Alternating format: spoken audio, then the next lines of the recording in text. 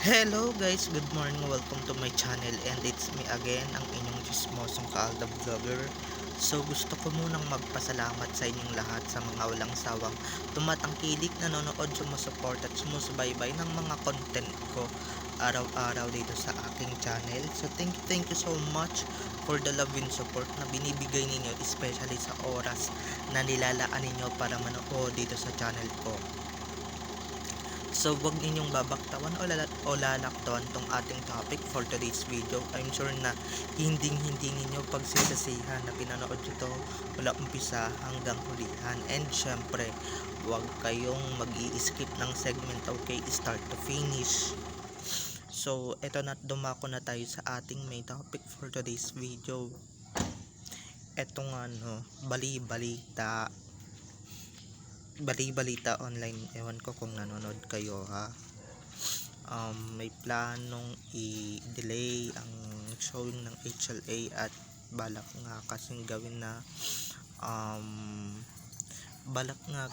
isabay sa MMFF, 'di ba? Natatakot ata sa hula tong mga to. So ito na guys, watch this. Mamaya ipapaliwanag ko sa inyo ng buong buo.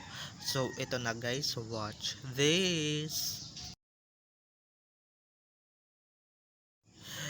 At kung nakita nyo na nga yung recap, so once again say TTO sa mga admins.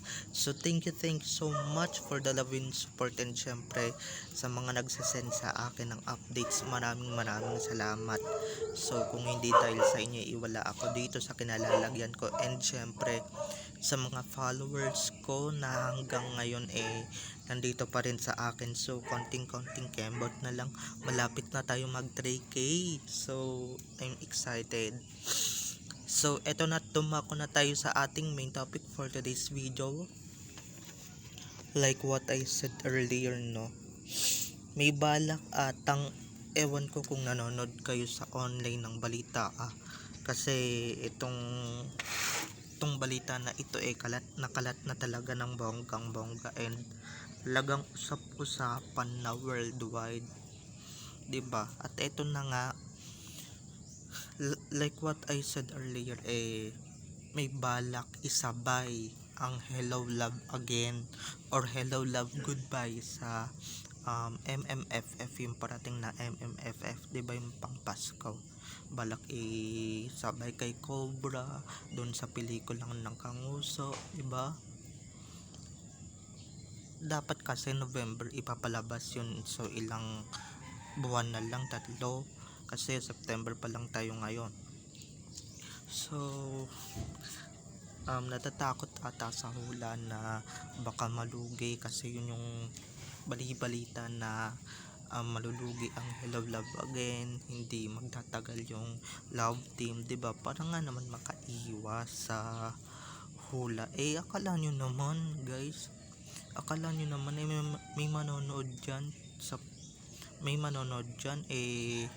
di ba, yung season Pasko, tapos ang panonoorin may rated SPG, di ba?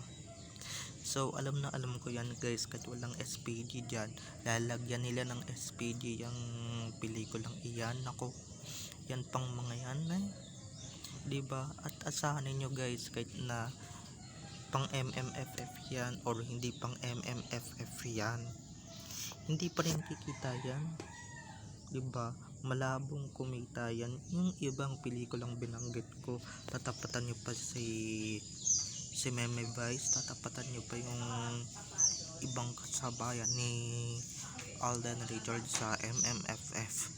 Kala nyo naman kikita yan sa takilya. Akala ninyo itatabo yan ng milyon-milyong salapi na katulad noon. Hindi na, huy. Tsaka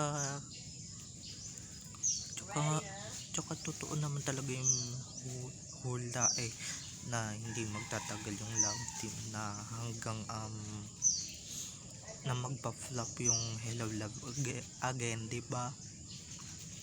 Na magpa-flop yung pelikulang yan, di ba? Kahit na anong gawin ninyo, kahit anong pecha ninyo ipalabas yan, 'di ba? Walang manonood at walang kaganaganang manood yung mga tao kung yan lang naman din ang panonoorin, 'di ba? Um, Lalong-lalo na pag Pasko, I'm sure mga bata ang boss pag Pasko. Kaya matakot kayo, 'di ba? Dahil yung mga bata hindi mahilig sa kalaswaan, sa mga kung ano-anong katyupan na istorya. Ang hanap niyan katulad ng pelikula ni Vice Ganda, 'di ba? Kung gusto nila ng horror panonoorin nila.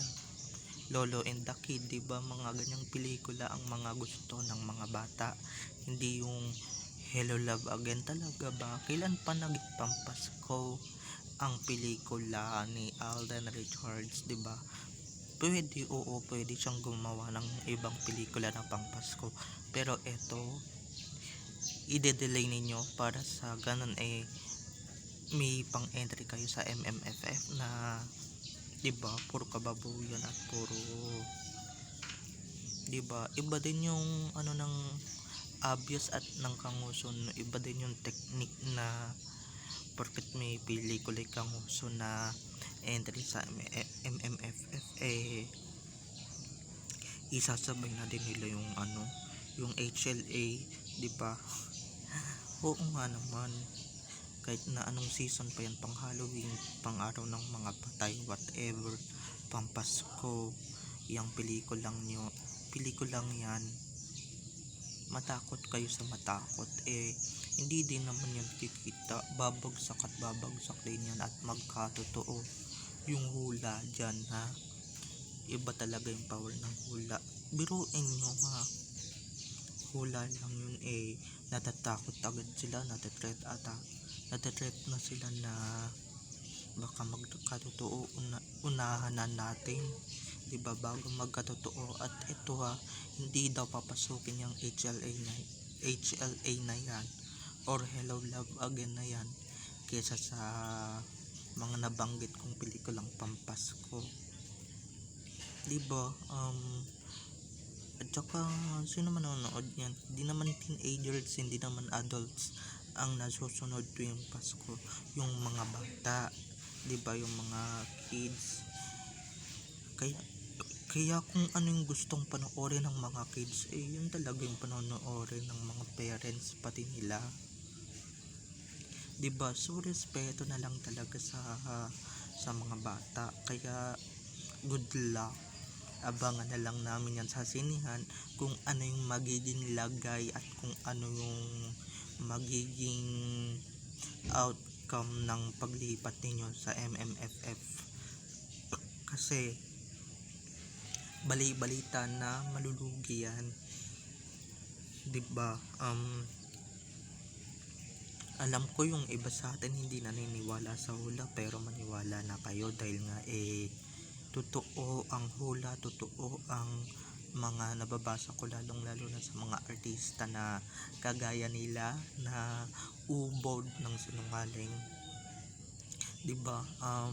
At ito nga yung KN, magbabalikan daw, so 'di ba, pinupush through ni Guy na magbalikan sila ni girl na leading lady sa pelikulang Lalangawin soon. So takot kayo, no? Isasabay ninyo yun, hindi naman pampasko, buti pa noon, 'di ba? Asahan yung hindi na yun matutulad noon na kumita, kasi kasi kaming mga ADN lang naman yung nanood, pati mga KN fans. Ngayon wala nang KN fans, binubura nyo na rin yung Aldab, 'di ba? Dahil sa kahayupan at katarantaduhan ninyo, walang manonood niyang pelikulang ninyo. I swear, walang manonood, kahit na ilang libong beses ko pa sabihin, or kahit namurahin nyo pa ako dito, walang manonood niyan, 'di ba? So yung pelikulang yan lang ang bukod tanging pupulutin sa lusak or sa putikan, hindi ba? Hindi katulad ng ibang pelikula, panonoorin at tsak magiging busog, busog ang mga bata sa aral. Okay, kasi yung pelikulang yan wala naman yan aral. Ano, makikita ninyo si Kay na puro di ba? So manood tayo ng may kapupulutang aral na pelikula kaysa dyan na hindi naman kapupulutan, puro lang kakimehan, di ba? So ang manonood lang yan puro nakaka-relate dyan or puro nag-a-abroad, di ba? So mga hindi naman nag-a-abroad dyan, wag ninyong panoorin yan kasi yung pelikulang yan ako hindi namin nire-recommend panoorin yung movie na yan, diba? Mas mabuti pang manood kayo ng In the Breadwinner Is na pelikula ni Mimi Vice kaysa dyan, diba? Kasi yun pampasko, tsaka yun maganda istorya kaysa dyan sa pelikulang iyan na talagang kinolaboration pa, no? So yung collaboration na yan malulugi yan. Sa bagay si Alden Richards wala naman sa kanyang kaso kahit na malugi yan, basta ang mahalaga bayad siya dyan, bayad siya sa gagawin niyang yan or sa mga bawat ginagawa niya. Wala siyang pakialam kahit na may sumuporta or walang sumuporta, basta bayad siya dyan, diba?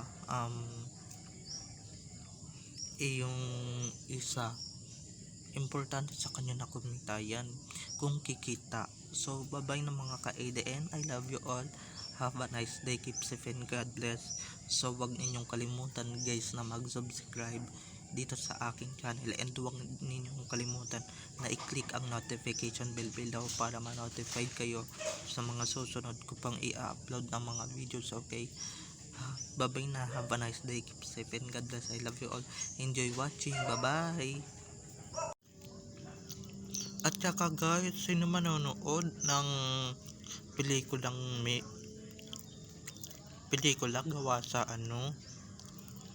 gawa sa Zarzuela, 'di ba? So ayan na, hindi ko sinisiraan tong pelikulang ito, pero sila mismo ang gumagawa ng ikasisira at ikawawasak ng pelikulang iyan. Kasi guys, kung ano-anong issue ang pinalabas nila, 'di ba? During na nagsushooting sila. So walang manonood niyan kahit na mga seniors, kahit na sabihin ninyong pampasko yan. Di trip ng mga bata manood ng ganyan. Wholesome ang mga bata, wholesome. Diba? Yung Hello Love Goodbye nakita na natin, diba? Puro kaanuhan. So alam niyo na, I don't recommend this to watch this movie. I recommend this movie to boycott the movie and to not buy the tickets. So walang manonood niyan, walang kagana-ganang manood ng ganyang pelikula kung ganyan din naman yung bida, kung napagsawaan na ng iba, diba? So ako nanonood ako ng mga magagandang pelikula pag trip ko, pero pagka hindi, lalong-lalo na yung mga lumang-luma na hindi pa ako pinapanganak, hindi ako manonood kahit na mga ganyang klase, kahit na sabihin mong